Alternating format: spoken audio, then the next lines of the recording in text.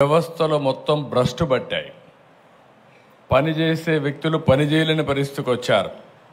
కడాన ఇవన్నిటి వల్ల ఇలాంటి విపత్తు వచ్చినప్పుడు నష్టపోయేది ప్రజలే నష్టపోయారు. అందుకని నాకు 10 రోజులు పట్టింది. మొదటి 2 రోజులు నేను అధికార యంత్రాంగాన్ని ముందుకు పోమన్నా పోయే పరిస్థితులు కూడా లేరు. అక్కడి నుంచి నేను అక్కడే ఉండి కడాన మీరు ఒకసారి చూస్తే బుడమేరులో దగ్గర 5 రోజులు రామానాయుడు అక్కడే ఉండి గండ్లు పూడ్చే పరిస్థితి వచ్చారు. ఆ గండ్లు పూడ్చారు కాబట్టి విజయవాడకు వచ్చే నీళ్లు ఆగే పరిస్థితి వచ్చింది. 2 మార్గాలు. ఒకటి, సిటీలో ఉండే నీరు బయట పంపించాలి, పైన వచ్చే నీరు ఆపాలి. పైన నీరు ఆపాలంటే గండ్లన్నీ పూడ్చాలి. గండ్లు పూడ్చాలంటే వాతావరణం సహకరించలేదు, వర్షాలు పడ్డాయి. ఆ గట్టంతా కూడా ఎక్కడికక్కడ దిగబడే పరిస్థితి ఉంది. దాంట్లో మళ్ళా ఒక లారీయో ఒక ట్రాక్టరో తీసుకపోతే లేకుంటే ఒక ప్రొక్లైన్ తీసుకపోతే అది కూడా కూరకపోయే పరిస్థితి వచ్చింది. అయినా ఎక్కడికక్కడ మళ్ళీ దాన్ని లాక్కుంటూ మళ్ళీ పెద్ద పెద్ద బోల్డర్లు తీసుకొచ్చి ఓసారి ప్రవాహానికి అడ్డుగా కట్టాలంటే మట్టేస్తే కొట్టుకొని పోతుంది, ఇసుకేస్తే కొట్టుకొని పోతుంది. అలాంటప్పుడు దగ్గర 100 టన్నులు ఒక రాళ్ళు తీసుకొచ్చి పెద్ద పెద్ద బోల్డర్స్ తీసుకొచ్చి అక్కడ వేస్తే దానిపైన మళ్ళా మట్టేసి కన్సాలిడేట్ చేసి ఒక విధంగా చెప్పాలంటే ఒక యుద్ధమే చేశాం. అక్కడ కడాన ఆర్మీ వాళ్ళు చెప్పారు, మా వల్ల కూడా కావలేదు, మేము చాలా టెక్నాలజీ చూసాం కానీ ఇలాంటి టెక్నాలజీ మా దగ్గర లేదని వాళ్ళ చేతులు ఎత్తేస్తే కాదని మన వాళ్ళు నిరూపించారు. దానికి మనస్ఫూర్తిగా ఇరిగేషన్ డిపార్ట్మెంట్ని రామానాయుడు కూడా అభినందిస్తున్నా. అది జరిగిన తర్వాత మీరు చూస్తే ఏమాత్రం సిగ్గుపడకుండా ఒక రాజకీయ పార్టీ ఇంకా కూడా మాట్లాడే పరిస్థితికి వచ్చారు.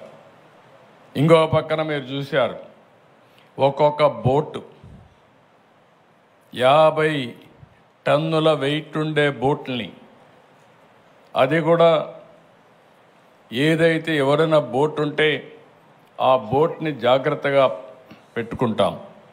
అలాంటిది 3 బోట్లు ఒకటిగా కట్టి 11,40,000 క్యూసెక్స్ ఆఫ్ వాటర్ నదిలో వస్తూ ఉంటే అప్పుడు ఈ వదిలిపెట్టారు. ఇప్పుడు మాట్లాడుతున్నారు ఎట్టొచ్చాయో తెలియదని. ఈ 4 వచ్చి కౌంటర్ వెయిట్ అని కాలంకు మధ్య సపోర్టింగ్ కడతాం. అది కూడా 15 టన్నుల వెయిట్ ఉండే కౌంటర్ వెయిట్ నుంచి గుద్దాయి. ఆ హైట్కి వచ్చి గుద్దితే ఆ కౌంటర్ వెయిట్ 2గా విరిగిపోయే పరిస్థితికి వచ్చాయి 3 కాలమ్స్లో. అంటే మీరు ఊహించుకోవాలి, అదే కానీ కాలమ్ని కానీ గుద్దుంటే ఈరోజు ప్రకాశం బ్యారేజీ మనం చూసేవాళ్ళం కాదు. అది కొట్టుకొని పోతే లంక గ్రామాలు ఏమవుతాయి, ఈ ప్రాంతం అంతా ఏమవుతుంది? కనీసం అలాంటి బాధ్యత లేకుండా చేసి ఆ రోజు ఇదే చేశారు. బాబాయిని చంపేసి గుండెపోటుగా చిత్రీకరించిన వాళ్ళు ఇప్పుడు బోట్లు వదిలిపెట్టి మాకు తెలియదనే పరిస్థితికి వచ్చారు. కనీసం ఓనర్స్ అనేవాళ్ళు ఆ బోట్లు క్లెయిమ్ చేయలేదు, వచ్చి కొట్టాయి. 3 రోజులు మనం మన పనుల్లో ఉన్నాం. చూస్తే దానికి వైఎస్ఆర్ కాంగ్రెస్ పార్టీ కలర్స్ ఉన్నాయి. అయితే ఒక్కడు కూడా మాట్లాడకపోతే ఆ నెంబర్లు తీసుకొని వెరిఫై చేస్తే వీళ్ళంతా కూడా వైఎస్ఆర్ కాంగ్రెస్ పార్టీ ఫాలోయర్స్. అదే మరిగా ఇదే బోట్లు ఈ దొంగ ఇసుక వ్యాపారాన్ని చేయడానికి వినియోగించిన బోట్లు ఇవన్నీ. అంటే మనం గుర్తుపెట్టుకోవాలి, నేరాలు ఘోరాలు చేసే దుర్మార్గులు ప్రజా జీవితంలో ఉండి ప్రజల జీవితాలను అతలాకుతలం చేసే పరిస్థితికి వస్తున్నారు. నేను ఒక పక్క వరదలు వచ్చాయి, వరదల్ని ఏ విధంగా ఆదుకోవాలి, అక్కడికి పోతే భయంకరమైన పరిస్థితులు. 1 రోజు కాదు, 2 రోజులు కాదు, 3 రోజులు కాదు, వరద తగ్గడం లేదు. ఏం చేయాలో తెలియని పరిస్థితి. కనీసం మంచినీళ్ళు ఇవ్వలేకపోతున్నాం, తిండి అందించలేకపోతున్నాం. బోట్లు పంపిస్తే ఎన్డీఆర్ఎఫ్ లాంటి సంస్థ ముందుకు సాగలేక ఆ వెలాసిటీ ఆ ఫోర్స్ వల్ల వెనక్కి వచ్చే పరిస్థితి వస్తామని మేము కూడా కొట్టుకొని పోతామని హెలికాప్టర్లు పెట్టాం. హెలికాప్టర్లో ఫుడ్ తీసుకుపోయిస్తే కొంత వేస్ట్ అవుతా ఉంది, కొంతవరకే చేరుతూ ఉంది.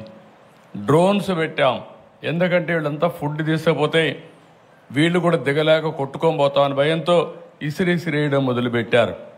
దానివల్ల కూడా ఇబ్బందులు వచ్చాయి. అప్పుడు డ్రోన్లు పెట్టి ఇక్కడి నుంచి నేరుగా బిల్డింగ్ పైకి పంపించే పరిస్థితికి వచ్చాం. ఇన్ని అవస్థలు పడితే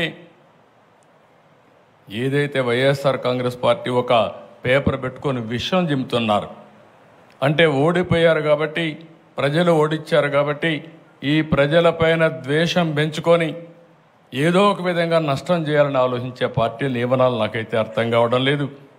ఇలాంటి పార్టీలు ఈ రాష్ట్రంలో ఉండడమే మన దురదృష్టం అని చెప్పి కూడా నేను మీకు తెలియజేస్తాను. భారతదేశ చరిత్రలో ఎక్కడా ఇలాంటి పార్టీ ఉండదు. నేరస్తులు రాజకీయాల్లోకి వస్తే, నేరస్తులు రాజకీయ ముసుగులో ఇలాంటి నేరాలు ఘోరాలు చేసి ప్రజా జీవితాన్ని అతలాకుతలం చేసినప్పుడు ప్రజలందరూ అర్థం చేసుకోవాల్సిన అవసరం ఉంది. అదే కానీ నేరస్తులు రాజకీయ ముసుగు లేకపోతే నాకు 2 నిమిషాలు పట్టకొచ్చి తాట తీసి ఎక్కడ పెట్టాలనో అక్కడ పెట్టేవాడిని అని చెప్పి కూడా నేను మీకు తెలియజేస్తున్నా. నేను చాలా సంక్షోభాలు చూశాను. నాకు ఇవన్నీ ఒక లెక్క కాదు. నా పీరియడ్లో ఎవడో రౌడీ అనేవాడు ఎవడో రోడ్డు మీదకి వచ్చేవాడు కాదు.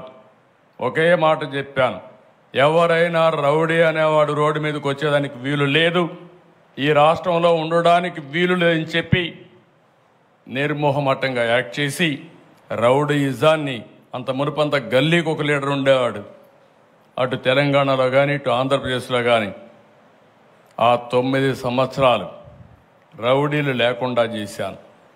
రాయలసీమ మొత్తం ముఠాలు ఒకరినొకరు కొట్టుకోరు చనిపోయేవాళ్ళు, కక్షలు పెంచుకునేవాళ్ళు, తరతరాలుగా ఆ కక్షలు కొనసాగేటివి.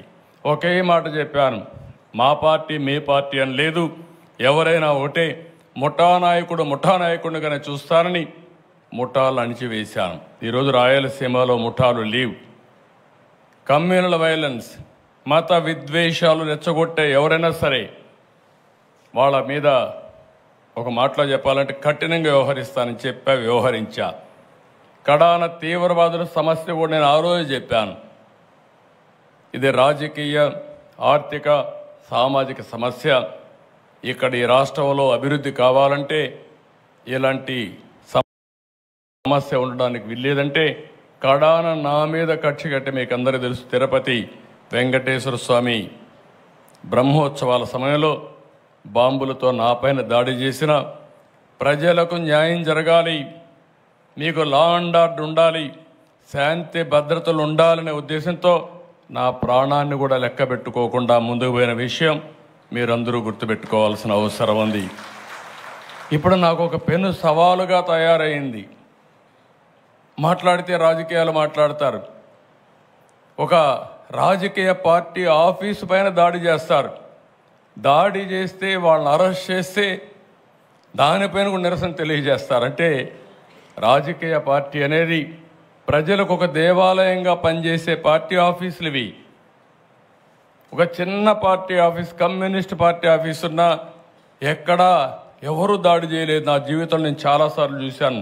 40 సంవత్సరాలుగా రాజకీయ పార్టీ ఆఫీసులపైన, రాజకీయ పార్టీ నాయకులపైన ఎప్పుడూ దాడి జరగలేదు. ఎన్ని విమర్శించినా ఆ విమర్శని ఒక పాజిటివ్గా తీసుకొని కరెక్ట్ చేసాం తప్ప ఇంకోటి కాదు. అలాంటి దురదృష్టకరమైన పార్టీ ఓసారి నాకే అనిపిస్తుంది, నేను ఎన్నో రాజకీయాలు చేశా, ఎంతమందితో చేశా, కానీ ఒక నేరస్తుడితో రాజకీయాలు చేయడం అనేది నాకే నామోషి అనిపిస్తుంది. కానీ మీ ప్రజాహితం కోసం నాకు తప్పడం లేదు ఈ యుద్ధం. ఆ విషయం కూడా మీరు గుర్తుపెట్టుకోవాల్సిన అవసరం ఉంది. నిన్న మొన్నని మీరు చూశారు, నేను ఒక పక్క బురదలో దిగి, నేను దిగకపోతే మా ఆఫీసర్లు దిగరు, ఎవరు బురదలో దిగకపోతే సమస్య పరిష్కారం కాదు. కాబట్టి నేను బురదలో దిగాను. దిగడం కాదు, ప్రతిరోజు దిగాను. నేను దిగాను కాబట్టి మా ఐఏఎస్ ఆఫీసర్లు అందరూ బురదలో దిగారు. నేను ప్రొక్లైన్ ఎక్కాను, ట్రాక్టర్ ఎక్కాను, నడిచి తిరిగాను. దాంతో మా వాళ్ళు కూడా అక్కడ ఉండి ఎక్కడికక్కడ ముందుకెళ్ళారు. మా కలెక్టర్లు కానీ మా ఆఫీసర్లు కానీ మొట్టమొదటిసారి నేను చూసా. ప్రజలందరూ కూడా శభాష్ అనే విధంగా ఈరోజు అడ్మినిస్ట్రేషన్ ఇవ్వగలిగారు. ఇదొక పెను మార్పు. మొన్నటి వరకు యథా రాజా తదా ప్రజ. వరదలు వస్తే 5 ఏళ్ళు ఎప్పుడన్నా మిమ్మల్ని చూశారా అని నేను మిమ్మల్ని అడుగుతున్నా. ఎప్పుడన్నా వచ్చారా అని అడుగుతున్న ప్రజలు, ఇది పాలకులు ఎప్పుడూ వచ్చిన వాళ్ళు కాదు. మేము వచ్చి విమర్శించినా పట్టించుకునే వాళ్ళు కాదు. కడాన నా దెబ్బకు ఎప్పుడు కూడా పరదాలు కట్టుకొని తిరిగిన వ్యక్తి బురదలోకి వచ్చే పరిస్థితికి వచ్చాడు.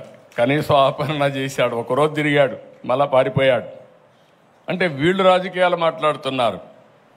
ప్రజాసేవ కోసం వచ్చిన వ్యక్తులు ఏ వ్యక్తి అయినా సరే